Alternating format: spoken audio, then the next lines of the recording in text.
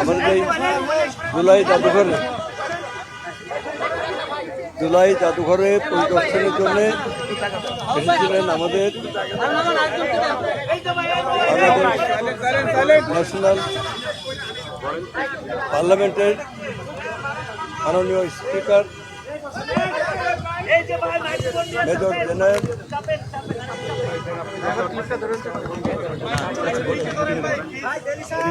জনাব হাফিজউদ্দিন আহমেদ বীর বিক্রম এবং ওনার সাথে এসেছিলেন আমাদের মাননীয় deputy speaker barrister Kaiser Kamal. এখানে আমরা পরিদর্শন করে আজকে আমরা এখানে মানে দাঁড়িয়েছি। আমাদের জাদুঘরের কাজ নানান দিক থেকে মানে শুরু হয়েছে এবং ব্যাপক কর্মযোগ্য এখানে আমরা কাজ করে চলেছি এবং কাজটা সম্পন্ন হলেই আমরা আশা করছি আগামী জুলাই মাসের শেষের দিকে অথবা অগস্টের 1 তারিখে আমরা এই জাদুঘর ওপেন করব এবং সেটা মাননীয় প্রধানমন্ত্রী একটা সময় নির্ধারণ করে দেবেন। তার নির্ধারিত সময় অনুযায়ী তাকে দিয়ে আমরা জাদুঘরটা ওপেন করব। এই হচ্ছে আমাদের মোটামুটি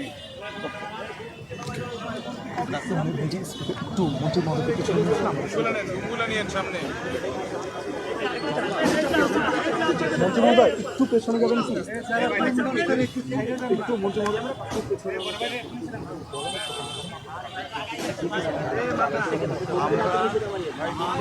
কি করবো ভাই পিছনে। মহান জাতীয় সংসদের মাননীয় স্পিকার, মহান স্বাধীনতার অন্যতম বীর সেনানী মেজর অবসরপ্রাপ্ত হাফিজউদ্দিন সাহেবের নেতৃত্বে আমরা প্রথমেই জুলাই অগাস্ট সহ ফ্যাসিজম বিরোধী আন্দোলনে যারা শহীদ হয়েছিলেন, গুম হয়েছিলেন, তাদের স্মৃতির প্রতি শ্রদ্ধা জানাচ্ছি, পরিবারের প্রতি সমবেদনা জানাচ্ছি। আজকে মূলত আমরা এসেছি এখানে এই জাদুঘর শতাব্দীর জন্য একটা শিক্ষণীয়। ফ্যাসিজম থেকে বাংলাদেশের দামাল ছেলেরা ফ্যাসিজম মুক্ত বাংলাদেশ কীভাবে প্রতিষ্ঠিত করেছেন, এই জাদুঘর হচ্ছে তার প্রতিবিম্ব।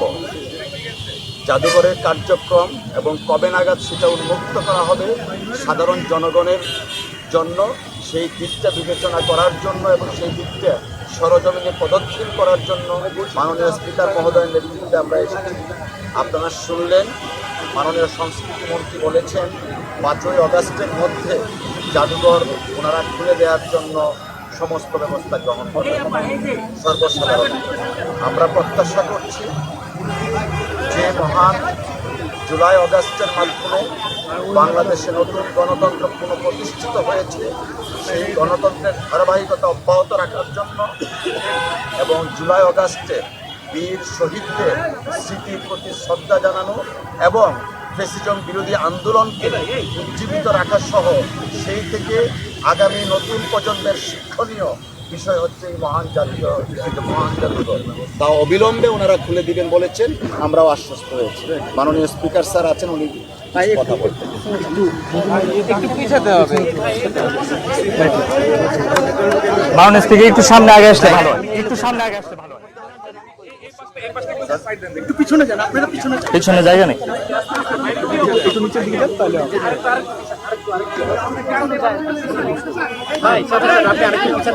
বসতে বলেন।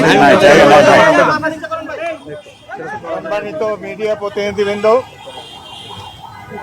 আজ আমরা জুলাই আগস্ট স্মরণীয় জাদুঘর পরিদর্শনে এসেছি। জায়গা নাই, আমার সাথে সংসদের মাননীয় ডেপুটি স্পিকার, সংস্কৃতি মন্ত্রণালয়ের মাননীয় মন্ত্রী বাবু নিতাই রায় চৌধুরী। আমরা এই জাদুঘরটি দেখে অত্যন্ত অভিভূত হয়েছি। এখানে বিধৃত হয়েছে বাঙালির দীর্ঘদিনের সংগ্রামের মহৎ ইতিহাস। স্বাধীনতা যুদ্ধ ৭১, বিভিন্ন সময়ে স্বৈরাচারের বিরুদ্ধে গণ আন্দোলন এবং সর্বশেষে জুলাই আগস্টের মহান গণ অভ্যুত্থানের চিত্র অত্যন্ত চমৎকারভাবে এখানে ধারণ করা হয়েছে। প্রথমে আমি বিগত সরকারের সংস্কৃতি মন্ত্রণালয় এবং বাবু নিতাই রায় চৌধুরীর অধীনস্থ বর্তমান বিএনপি সরকারের যে সংস্কৃতি মন্ত্রণালয়, তাদেরকে আন্তরিক ধন্যবাদ জানাচ্ছি। তারা অক্লান্ত পরিশ্রম করেছেন বাংলাদেশের সঠিক ইতিহাসকে জনসমক্ষে তুলে ধরার জন্য। এটি দেখলে অশ্রু সম্বরণ করা অত্যন্ত কঠিন। যেভাবে এদেশে তরুণ, কিশোর, শিশুরা জীবন দিয়েছে গণতন্ত্র প্রতিষ্ঠার জন্যে, এটি শুধু বাংলাদেশের জন্য নয়, সারা বিশ্বের জন্য একটি উদাহরণ হয়ে থাকবে। এই জাদুঘর এবং জুলাই আগস্টের যে মহান গণ অভ্যুত্থান, এটি বাংলাদেশের মানুষকে যুগ যুগ ধরে অনুপ্রাণিত করবে। এখানে শহীদদের লেখা কয়েকটি চিঠি আছে।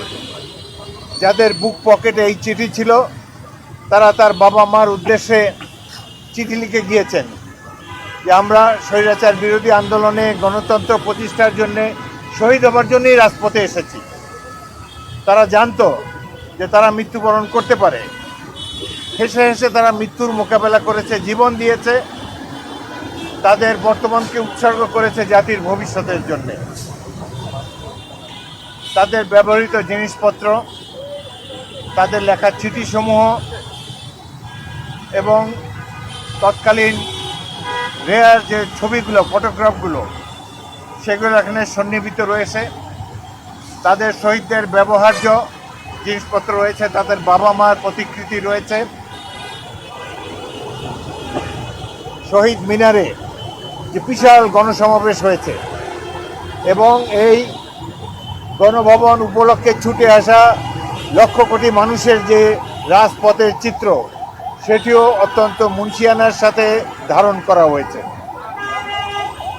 এর উদ্যোক্তাদেরকে আমরা আন্তরিক ধন্যবাদ জানাই। তারা এবং বিভিন্ন মাফিয়া শেখ হাসিনা তার খুনিদেরকে যে সরাসরি নির্দেশ দিয়েছেন হত্যা করার জন্যে, সেই কল রেকর্ডও অবিকৃতভাবে এখানে সংরক্ষিত আছে। বাংলাদেশের মানুষ এইসব দেখে চমৎকৃত হবেন, দুঃখবোধে আক্রান্ত হবেন, আবার সাথে সাথে অনুপ্রাণিত হবেন ভবিষ্যতের লড়াইয়ের জন্য।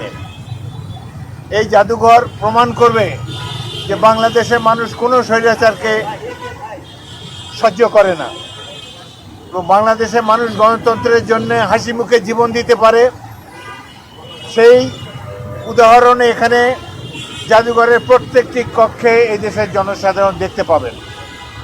এখনও কিছু কাজ বাকি রয়েছে, যেটা সংস্কৃতি মন্ত্রণালয় নিতাই রায় চৌধুরীর নেতৃত্বে অক্লান্ত পরিশ্রম করে যাচ্ছেন, যাতে করে এই দেশের মানুষ সেই ইতিহাসের একটি বাস্তব চিত্র তারা দেখতে পায়। এই জাদুঘরে যে প্রবেশ করবে তিনি অন্য ধরনের একজন অনুপ্রাণিত মানুষ হিসাবে বের হয়ে আসবেন। কিভাবে ছোট ছোট শিশুদেরকে হেলিকপ্টার থেকে গুলি করে হত্যা করা হয়েছে, কিভাবে স্কুলের ছাত্ররা দুহাত প্রসারিত করে আবু সাঈদের মতো, মুগ্ধর মতো, ওয়াসিমের মতো আস্তে আস্তে জীবন দিয়েছে, এই দৃশ্য দেখে সবাই আমরা অভিভূত হয়েছি। দেশবাসীও এটি দেখে অত্যন্ত অনুপ্রাণিত হবেন বলে আমার বিশ্বাস। এই জাদুঘরটি হবে বাংলাদেশের মানুষের জন্য, অনাগত ভবিষ্যতের জন্য এক বিশাল সম্পদ। এই দেশে যে শেখ হাসিনা নামে একজন মাফিয়া নেত্রী ভুয়া পাতানো নির্বাচনের মাধ্যমে তার গোষ্ঠীর রাজত্ব কায়েম করেছিল, লুটপাট চালিয়ে গিয়েছে 16 বছর ধরে, তার একটি চিত্র আপনারা দেখতে পাবেন। কিভাবে আপনারা দেখে অবাক হবেন, যাদেরকে তিনি হত্যা করেছেন সেই সব শহীদদের পিতামাতাকে তিনি সান্ত্বনা দিচ্ছেন যে তিনি খুঁজে বের করে তাদেরকে পরিবারের কাছে ফিরিয়ে দেবেন সেই শহীদকে, অথচ তিনি ভালোভাবে জানেন যে তাদেরকে 2-4 দিন আগেই হত্যা করা হয়েছে। অভিনয়ে পারদর্শী এই নেত্রী বাংলাদেশের ইতিহাসে চিরকাল কলঙ্কিত হয়ে থাকবেন এবং এই জাদুঘর যতদিন থাকবে এই মাফিয়া নেত্রী, এই মাফিয়া দলের হত্যাকাণ্ড সম্পর্কে মানুষ এখানে এসে তাদের প্রতি থুতু নিক্ষেপ করবে। আমরা আশা করব বাংলাদেশের মানুষ সকল পর্যায়ের মানুষ এই জাদুঘর থেকে ভবিষ্যতের জন্য অনুপ্রেরণা লাভ করবেন। গণতন্ত্রকে বাংলাদেশের মাটিতে চিরস্থায়ীভাবে বজায় রাখার জন্যে প্রতিটি নাগরিকের একটি কর্তব্য রয়েছে। সেই কর্তব্য পালনে আমরা সবাই যেন আগামী দিনে এগিয়ে আসতে পারি এই কামনা করে বিদায় নিচ্ছি। সবাইকে ধন্যবাদ।